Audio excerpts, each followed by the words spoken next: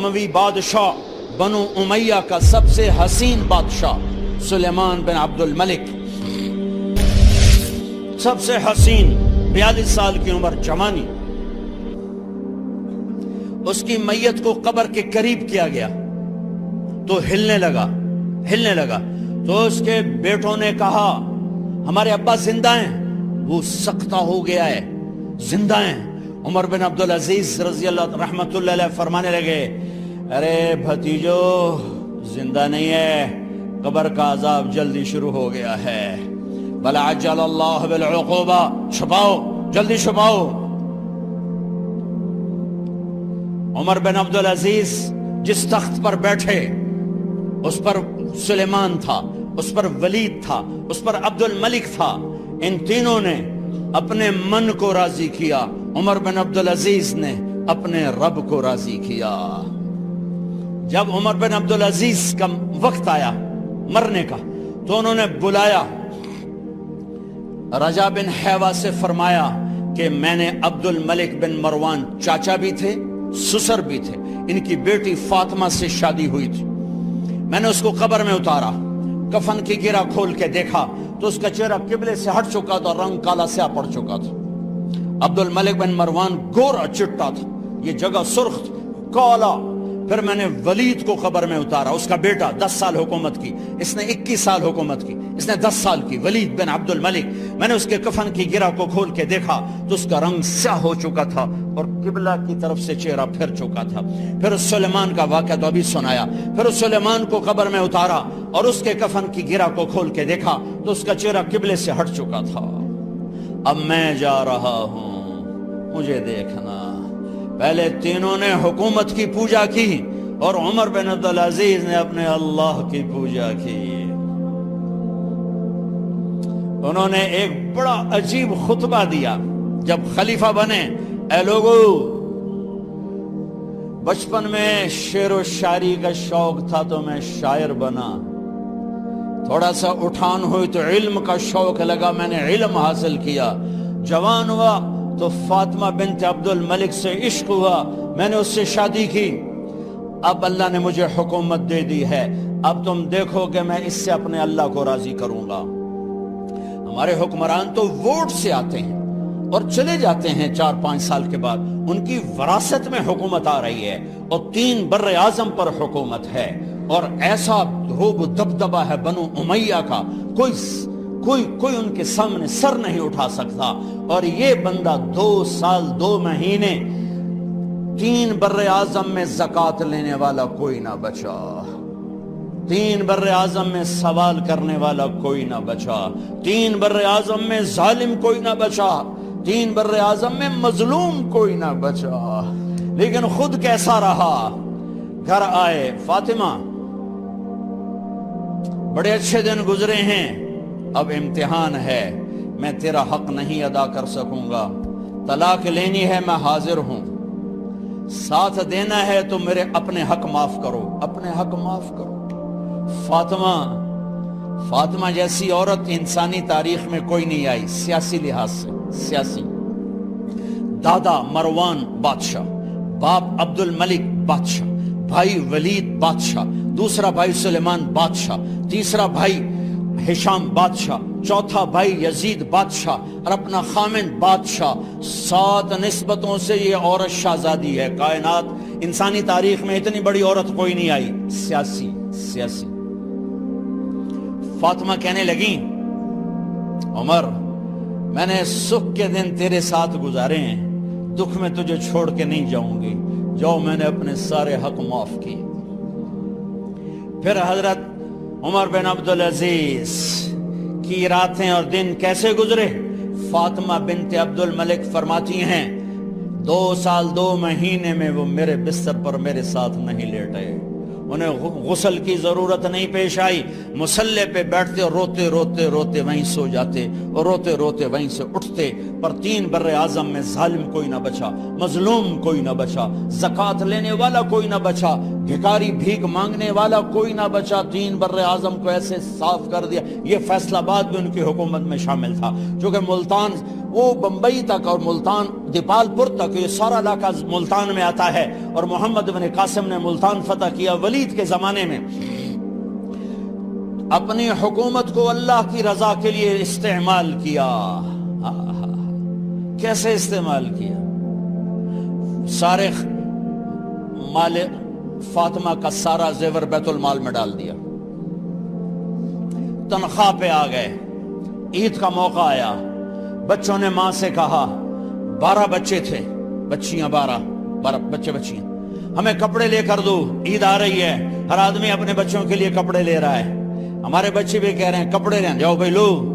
فاطمہ کے پاس عمر 3 بر اعظم کے بادشاہ کے بچے آ رہے ہیں، ماں جی عید آ رہی، کپڑے تو لے دیں، ابا سے کہیں کہ ابا سے بات کرتی ہوں۔ ابا تشریف لائے، خزانے لبالب بھرے ہوئے گندم کے ڈھیر کی طرح، کہ امیر المومنین بچے کپڑے مانگ رہے ہیں۔ فاطمہ میرے پاس تو پیسے نہیں، میں کہاں سے کپڑے لے کر دوں، میرے پاس تو پیسے کوئی نہیں۔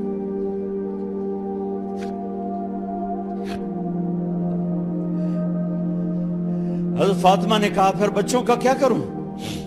کہا پھر مجھے بھی نہیں پتا کیا کروں۔ اس کے پہلے 3 حکمرانوں نے لوٹ مار کے بازار گرم کیے، ظلم و ستم کے پہاڑ توڑے، اور آج اسی خزانے پہ ایک شخص بیٹھا ہے جو اللہ کو راضی کرنے کے جھنڈے گاڑ رہا ہے۔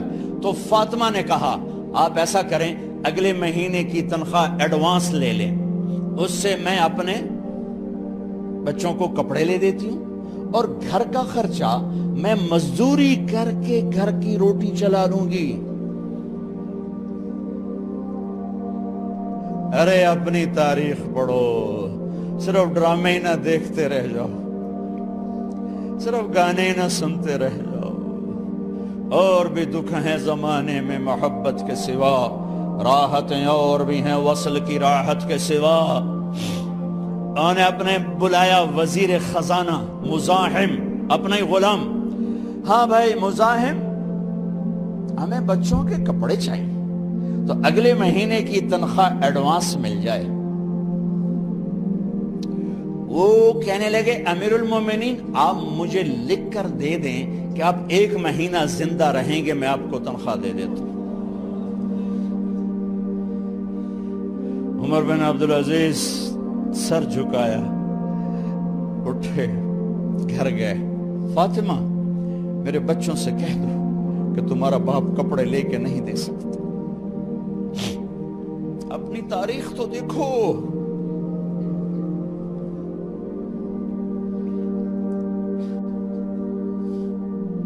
عید کا دن آ گیا،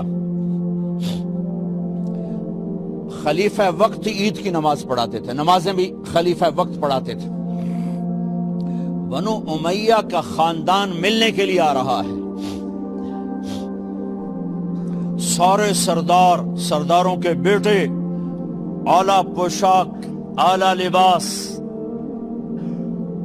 ملنے آ رہے ہیں۔ تھوڑے دیر بعد دیکھا تو بچے بھی ملنے آ رہے ہیں، امیر المومنین کی حیثیت سے بچے باپ کو ملنے آ رہے ہیں، اور ان کے جسموں پر پرانا لباس ہے۔ حضرت عمر انہیں دیکھ کر ادھر اپنے سرداروں کے بچے دیکھے تو زرق برق پوشاکیں، اپنے بچوں کو دیکھا۔ ارے اس باپ سے پوچھو جو سب کچھ کر سکتا ہو اور پھر مٹھی بند کر دے کہ نہیں میں نے حرام کی طرف نہیں جانا۔ بچوں کو دیکھا تو آنکھیں ڈب ڈبا گئیں، آنکھوں میں آنسو آ گئے۔ فرمایا میرے بچوں آج تمہیں اپنے باپ سے گلہ تو ہوگا کہ آج ہمارے باپ نے کپڑے ہی نہ لے کے دیے۔ ان کے ایک بیٹے ہیں عبد الملک، ان سے بھی 4 ہاتھ آگے تھے، ان سے پہلے ہی فوت ہو گئے تھے۔ کہنے لگے ابا جان آپ کو مبارک ہو، آپ نے قومی خزانے میں بددیانتی نہیں کی ہے، آپ کو مبارک ہو۔ آج ہمارا سر بلند ہے، ہم شرمندہ نہیں ہیں، ہم شرمندہ نہیں ہیں۔ انسانوں کو کپڑوں پہ نہیں تولا جاتا۔ آج کا میرا دیس کا مالدار اتنا فقیر ہو گیا ہے، اتنا چھوٹا ہو گیا ہے کہ وہ اپنا تعارف کروانے کے لیے 50 لاکھ کی گھڑی لیتا ہے، 6 لاکھ کا جوتا لیتا ہے۔ آج کی بیگم اتنی چھوٹی ہو گئی ہے کہ اپنے قد کو بڑا کرنے کے لیے وہ 10 لاکھ کا ہینڈ بیگ لیتی ہے کہ دیکھو میرا بیگ 10 لاکھ کا ہے۔ ارے میری بہن، تو 10 ٹکے کی بھی نہیں رہی اگر تو نے بیگ سے اپنے آپ کو بڑا بنایا۔ او میرے دوست، تو 2 ٹکے کا نہیں ہے اگر تو 10 لاکھ کے جوتے اور 50 لاکھ کی گاڑی سے اور 50 لاکھ کی گھڑی سے اگر تو بڑا بننا چاہتا ہے۔ ارے اس دھوکے سے نکلو۔ برینڈڈ کہاں جا رہے ہو؟ جب تم اپنی ذات میں بے قیمت ہو تو رب ذوالجلال کی قسم، تمہاری گھڑیاں، تمہارے بیگ، تمہاری گاڑیاں، تمہارے بنگلے تمہاری عزت کو بڑھا نہیں سکتے۔ ابا جان، آج ہمارا ساڑا ایتھے سر آ گیا، سانو آج ساڑی عید ہو گئی کہ ساڑے ابے آج خیانت نہیں کی تھی۔ آج ہم خوشی سے بلند ہیں کہ ہمارے باپ نے بددیانتی نہیں۔ بیگم نے اس باندی کو نہلایا، خوبصورت زیورات سے سجایا، عالی شان میک اپ کیا اور اس کا ہاتھ پکڑ کے لائی۔ امیر المومنین، یہ آپ کی خدمت میں گفٹ ہے۔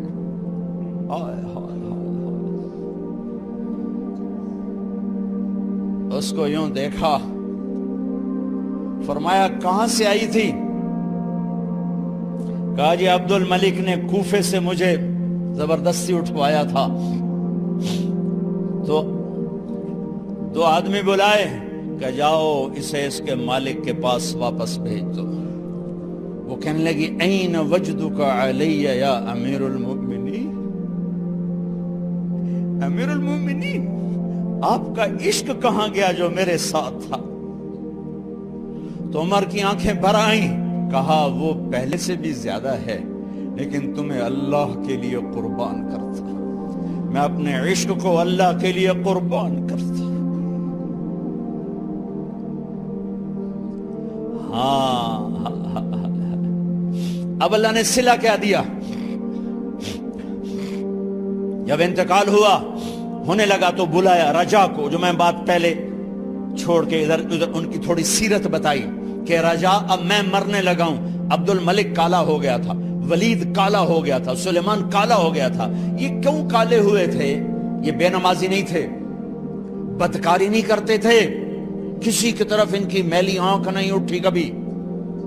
یہ ظالم تھے، ظالم انسانوں کا خون پیا، مال میں خیانت کی، اس پر اللہ نے چہرے پھیر دیے۔ آج عمر بن عبدالعزیز جا رہا ہے کہ دیکھو میں جا رہا ہوں، مجھے دیکھو میرے ساتھ کیا ہوتا ہے۔ ان کا انتقال ہوا، ان کی میت قبر کے کنارے رکھی گئی اور اب نیچے اتارنا ہے۔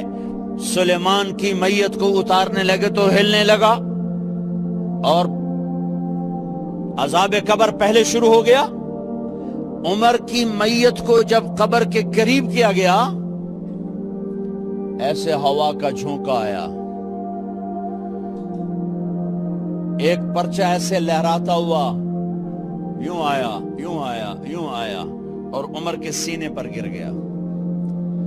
لوگ کٹھے ہو گئے، پرچے کو کھول کے دیکھا گیا تو اس پہ لکھا تھا بسم اللہ الرحمن الرحیم، براءۃ من اللہ لعمر ابن عبد العزیز من النار۔ یہ پروانہ ہے اللہ کی طرف سے اس کے بندے عمر کے لیے کہ اسے جہنم سے نجات کی خوشخبری سنا دی جائے۔ آہا، مرنا ہو تو یوں مرو، اللہ ایسی موت دے دے۔ کہتے ہیں میں نے ان کو قبر میں اتارا، جب قبر میں اتارا تو کیا دیکھا؟ میں نے کفن کی گرہ کھولی تو چہرہ قبلے کی طرف فٹ اور یوں لگا جیسے 14ویں رات کا چاند قبر میں اتر آیا ہو۔ میرے بھائیوں بہنوں، اپنے اللہ سے صلح کر لو، اپنے اللہ سے صلح کر لو، اس کے محبوب مصطفیٰ صلی اللہ علیہ وسلم کی غلامی میں آ جاؤ، آ جاؤ، آ جاؤ۔ یہی ایک راستہ نجات کا ہے، یہی ایک راستہ اللہ تک پہنچانے والا ہے۔ اور آخری بات کرتا ہوں، اس دیس کی نفرتوں نے اسے آگ لگا دی ہے۔ آپس کی نفرتیں مٹا دو، آپس کی نفرتیں مٹا دو، آپس کی نفرتیں مٹا دو۔ محبت دو، محبت دو، محبت دو، محبت دو۔ معاف کرنا سیکھو، درگزر کرنا سیکھو۔ اس معاشرے کو آگ لگ چکی ہے۔ غیبت، مذہب کے نام پہ نفرت، سیاست کے نام پہ نفرت، قومیت کے نام پر نفرت، صوبوں کے نام کی نفرت، ایک صف میں بیٹھ کے نفرت، ایک صف میں کھڑے ہو کر دل نفرتوں سے بھرے پڑے ہیں، بغض سے بھرے پڑے ہیں، دل گٹر بن چکے ہیں۔ جس دل میں نفرت کے جذبے ہوں اس دل پر اللہ کی نظر نہیں پڑتی۔ جس دل میں بغض کے گٹر کھلے ہوں اس پر اللہ کی محبت کی نظر نہیں پڑتی۔ میرے بھائی بہنوں، میں آخری بات کر رہا ہوں، سوئی 12 بجے تک جا رہی ہے، شب قدر ہے، کچھ الگ بیٹھ کر بھی اپنے اللہ کو یاد کر لو، کچھ اس کے سامنے رو دھو لو، معافیاں مانگ لو۔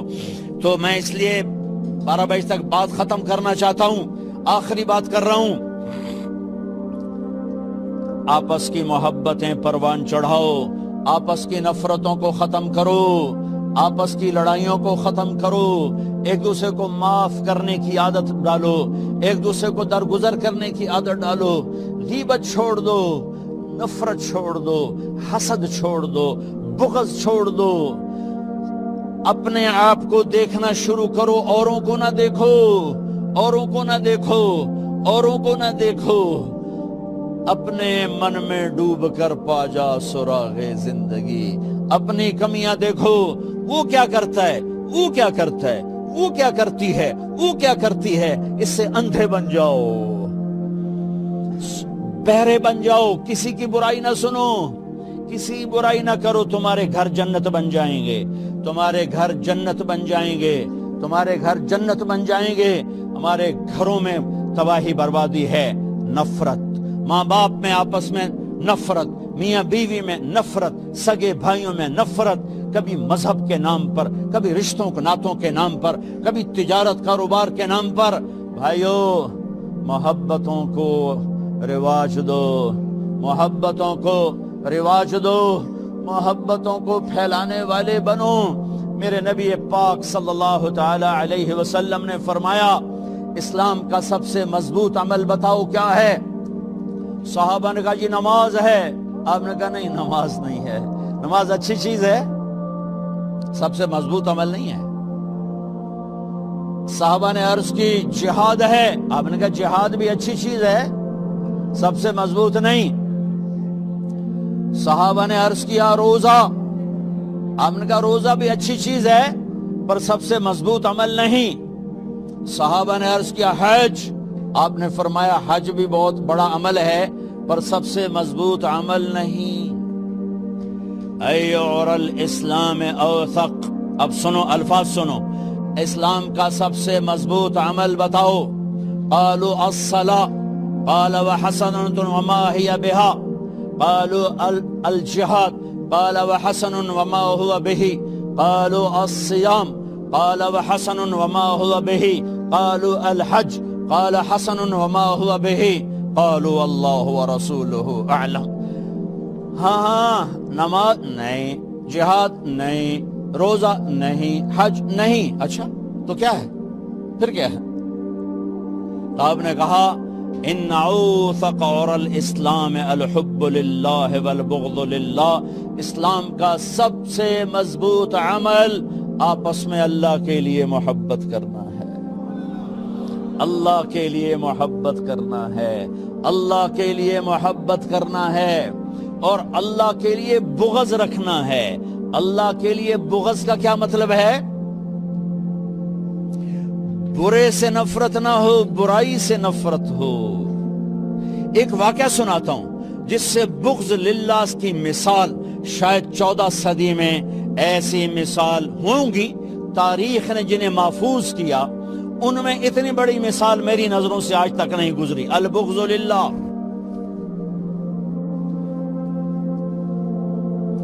خیبر کی جنگ، یہودی اور حضرت علی کا ٹکراؤ. حضرت علی نے یہودی کو گرایا, قتل کرنے کے لیے تلوار اٹھائی, یہودی نے منہ پہ تھوک دیا تو آپ پیچھے ہٹ گئے, اٹھ گئے کہ دوبارہ آؤ. کہیں یہ کیا؟ ارے میں نے تو منہ پہ تھوک دیا غصے میں, چلو جلدی ختم کرے مجھے, تو مجھے کیوں چھوڑ کے پیچھے ہٹ گئے؟ تو سنو, تیرا میرا ذاتی کوئی جھگڑا نہیں, میں تمہیں اللہ کے لیے قتل کر رہا تھا, میں اللہ کے لیے تمہارے ساتھ لڑ رہا تھا. جب تم نے میرے منہ پہ تھوکا تو مجھے غصہ آ گیا, ذاتی غصہ. اب کہیں یہ تلوار میرے غصے کی وجہ سے نہ چل جاتی, اس لیے میں پیچھے ہٹ گیا. آؤ دوبارہ لڑیں گے. انہوں نے کہا مجھے کلمہ پڑھا, میں نہیں لڑتا.